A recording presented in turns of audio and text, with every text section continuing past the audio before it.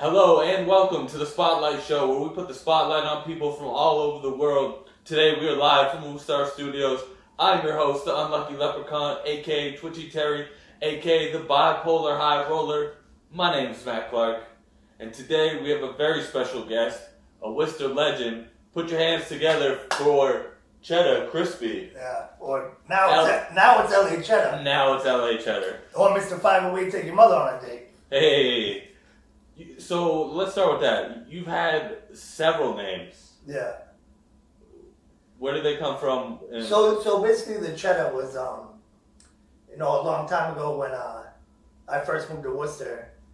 I went down to the block and, started doing my thing here and there, flipping the product, and they got the Chedda from 8 Mile, so they started calling me Chedda from 8 Mile, Chedda Bob. And it kind of just stuck, and then it was kind of weird because where I was living in Worcester at the time, I was living with roommates, and they didn't even know the group of people that were calling me Chedda. Then they started calling me Chedda. So that's basically where the Chedda came. And then the Crispy just came because I used to always say Crispy, so I just kind of used the Crispy. And then years ago, 4 years ago, I changed it to LA Chedda because my sister's best friend came down to Florida, and she's like, the Crispy sounds like burnt bacon, So we had a family gathering, and everyone's trying to come up with names, and they're like, oh, LA Smooth, and then I'm like, how about LA Chedda, I like LA. Because LA is my nickname since I was 3. I was born 1 pound 2 ounces on my dad's birthday. Yeah. So that's crazy. So I barely made it, and his name's Albert Vincent Pinto III. The second, and so my name is Albert Vincent Pinto III, and LA stands for Little Albert.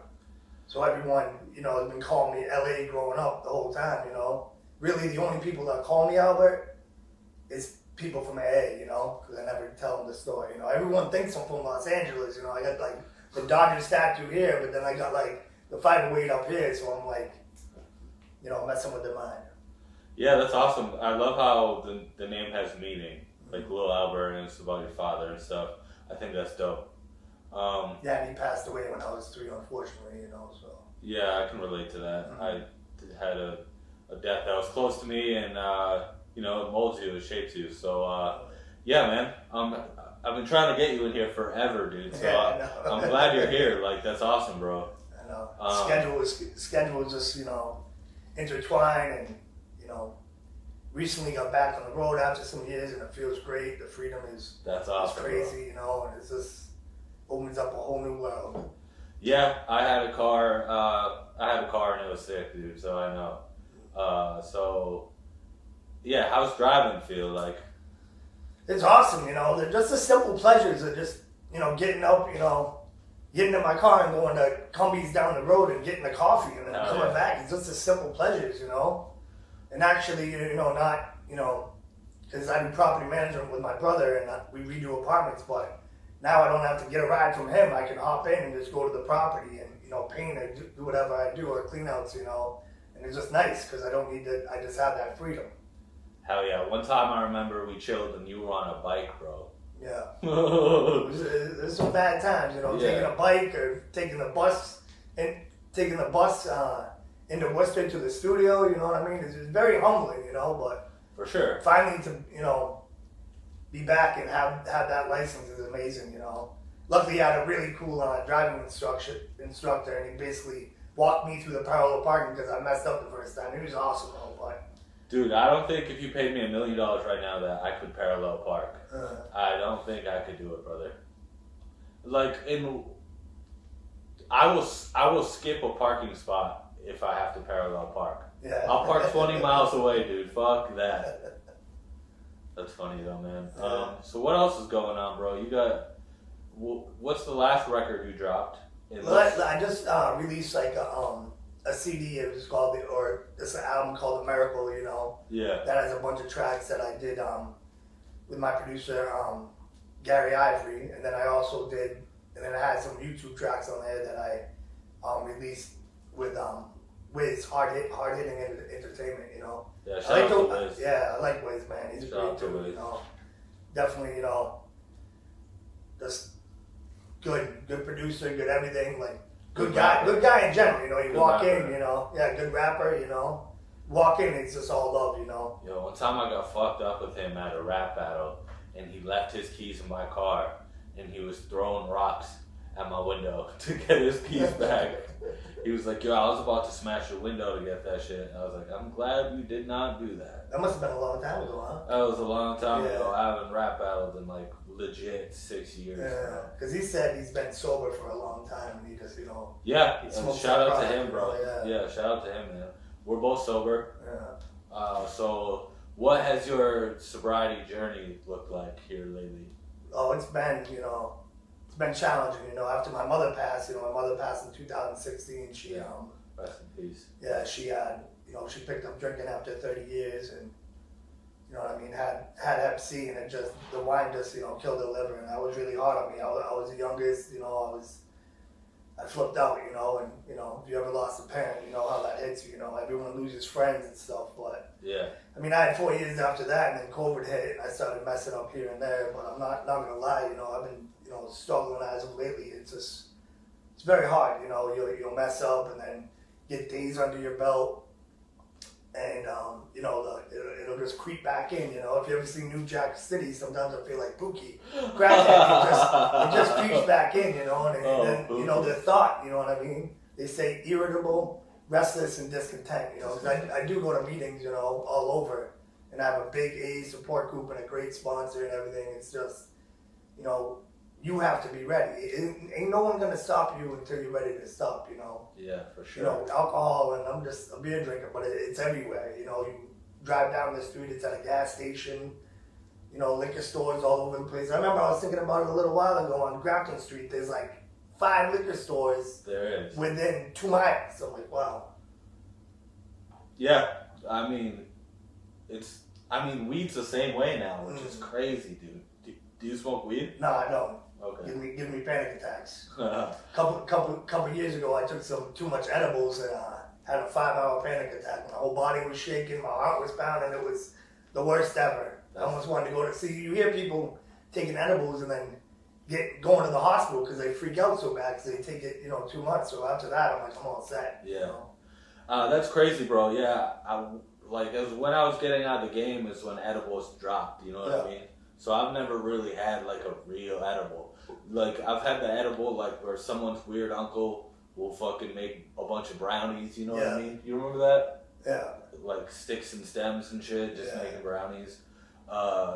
So like I've never got to experience a real edible, and like I've never gone into a weed store ever, and like I think, you know, maybe I feel like I'm missing out on something a little bit, but yeah, I literally went to one, you know, probably a year ago, and I was like, you know, okay, I'm ready or whatever. And I went to one and I looked at it and they're like, yeah, this one's just a body at it, and I got scared, you know what I mean? Yeah. Oh, actually, I did smoke like probably a year ago just to try it.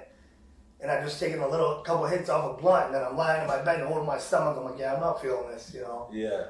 You know, obviously it's, you know, not for me. You know, I struggle from being bipolar, you know, so I take a lot of meds and take anxiety meds with that, and then, you know, I believe everybody. I remember my aunt said she's a pharmacist, and she said 75% of the country or world is on something, you know. Yeah, for sure. Me too, bro. Yeah. I'll go out there. This has been very serious so far, but I'll go out there and say medication changed my life, bro. Yeah. Like, and for the better, and I just like I can appreciate that, and like I understand, like just needing a little something just to get through. You know what I mean? Yeah. Like I don't do drugs, I don't drink alcohol, and like that's just the thing that helps me, and like I'm grateful for that, bro. Like forever I thought medication made you like a pussy or like whatever, or it was fake or whatever, but like it's all in what works for you, bro. Yeah. And like I believe that, you know what I mean? Like everything is different for everybody. Yeah. So there's that. And as people, you know, a lot of, you know, addicts and alcoholics, they self-medicate because they can't deal with their, you know, own reality, you know, and then they get sober, they finally do get sober. They stay sober, they realize all the underlying issues they have, you know. Yeah, for sure. So I got a question. You did an interview with Turtle Boy. Oh, yeah. What was that like? How's meeting that guy? What's that guy like? I actually did meet, well, I met him online, and then, but my friend, he had a podcast for a little bit, right? yeah, he had a podcast, yeah. Or he interviews like certain people that he's because he's been playing my 508's Where I'm From song beginning of his show for like 2 or 3 years. So yeah, which great publicity, you know. Yeah. But he was interviewing me, and I was telling my family about it. They're like, no, he's gonna tear you up. He's gonna tear you up. You know, I thought he was gonna rip me apart, but it was actually pretty good. You know, Yeah. like he did it. Like he's actually like, oh, I respect artists. You know, he did ask a couple questions that I kind of dodged, but yeah. yeah. Well, he's not doing too good right now, buddy. I'll tell you that for free. No, I know that. I was actually there. We did my friend's really into all this stuff and the free Karen Reed thing. She's like, you gotta show up, he's coming. We did a little protest at the Kelly Square Rotary, and I actually met him, you know, but he was kind of like, we met him, and then he was on like, you know, the camera, the phone, like, you know, for like 45 minutes. It was kind of ignorant, you know, I really didn't like it. Like, yeah, what was he doing?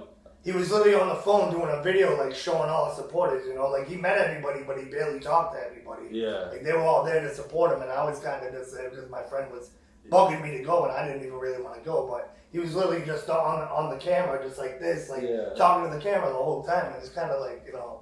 Seems weird. Yeah. He's probably the last guy I would go out of my way to support, but whatever. Yeah, I didn't want to go. My friend was like, come on. And I'm like, whatever. You know, and I left as, you know, 10, 15 minutes even being there because I was just done.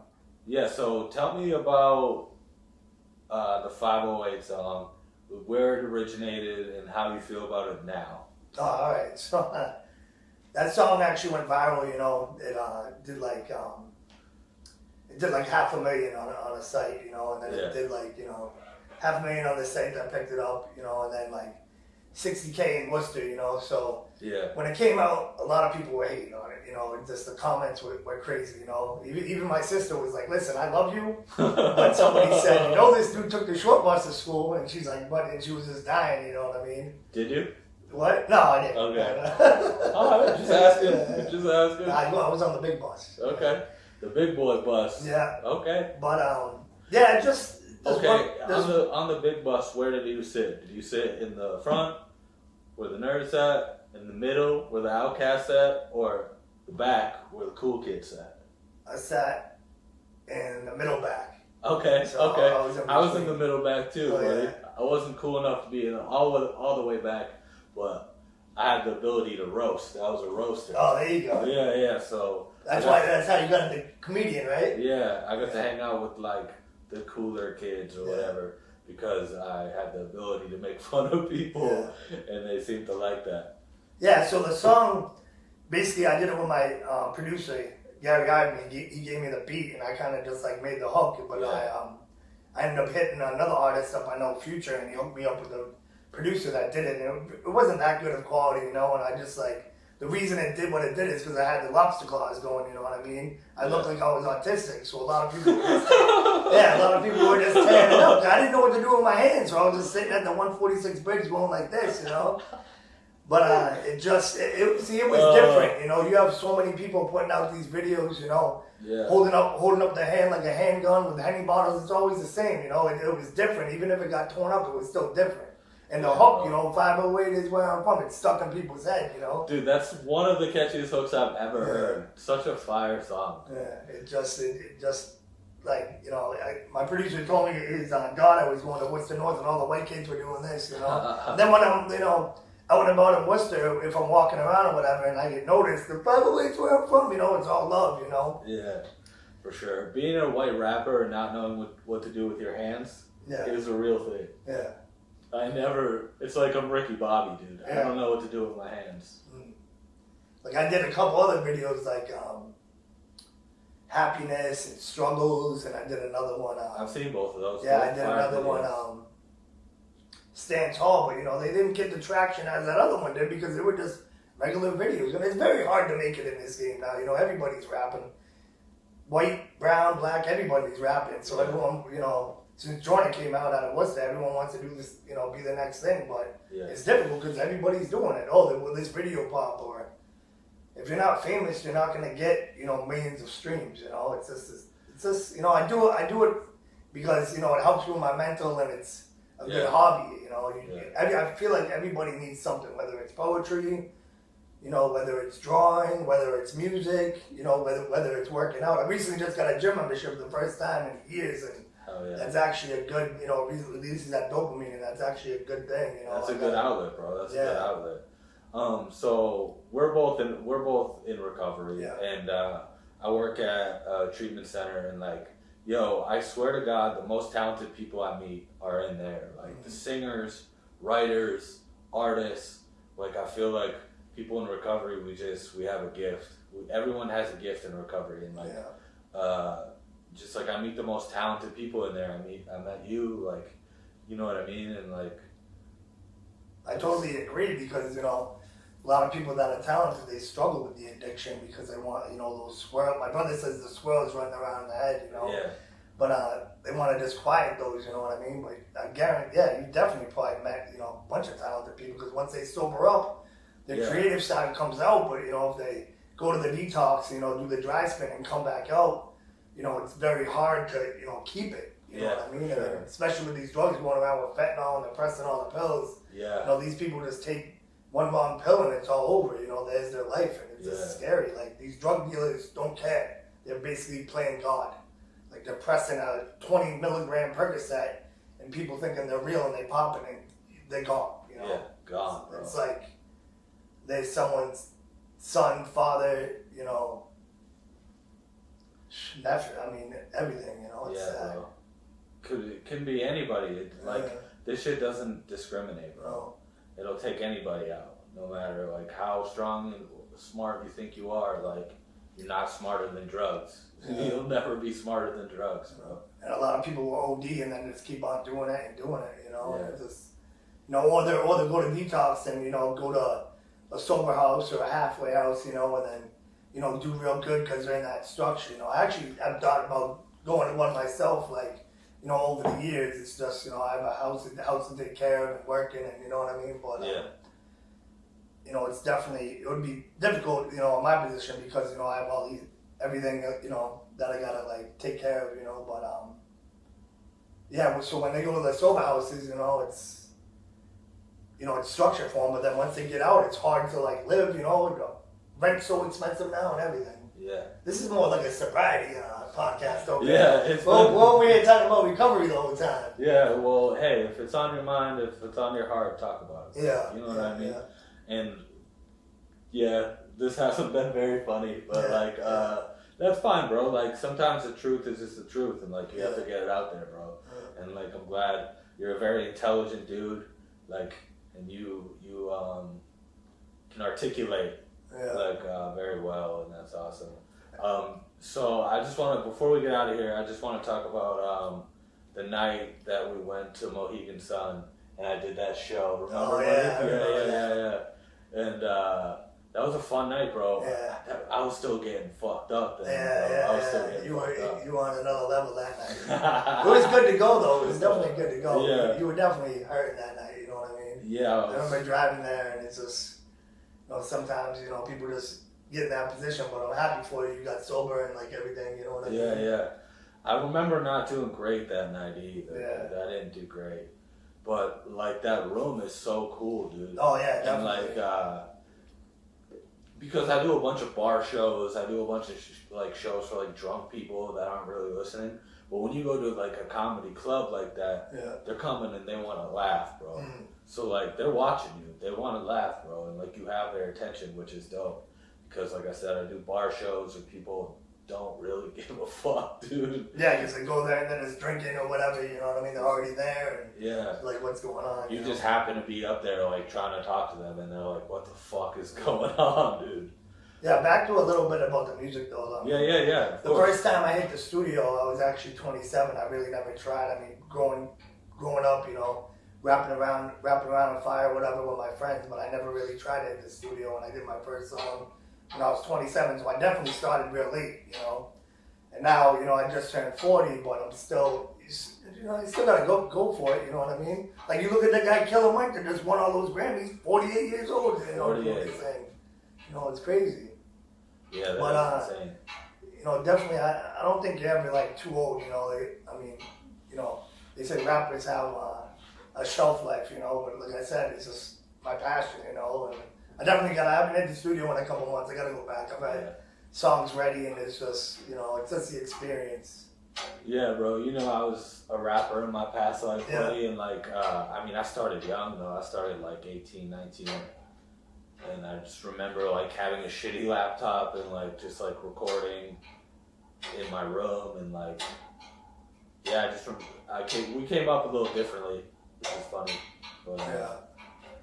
All right, man. Well, do you have anything you want to plug or Nothing. Just thank you very much for like having me on the show, man. where can we find LA Chedda? Oh, where can we find LA Chedda? So if you go on YouTube, Yeah. you can type in LA Chedda, you can find my page with all my videos. Okay. And then if you go on Spotify, like my music, some's under Chedda Crispy, some's under LA Chedda. So if you go on Spotify, Chedda Crispy or LA Chedda, or Chedda Crispy or LA Chedda on YouTube, you know, iTunes the same thing. You know, you'll see. You know, I've done probably 7 albums over the years. You know, Yeah. It's very like I said, it's it's a great outlet. You know, Yeah. if you don't have something you're passionate about, you have to go and try it. You know, Yeah, for sure. That's good advice. We only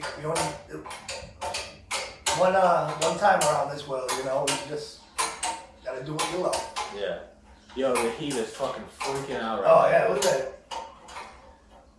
What are we looking at? Sounds like the Goonies is hitting the pipes, you know. The Goonies. Yeah. So you can find this podcast at the Spotlight Network. Follow me at Matt Clark Comedy 2, and I just appreciate y'all. Peace. Thank you. See you later.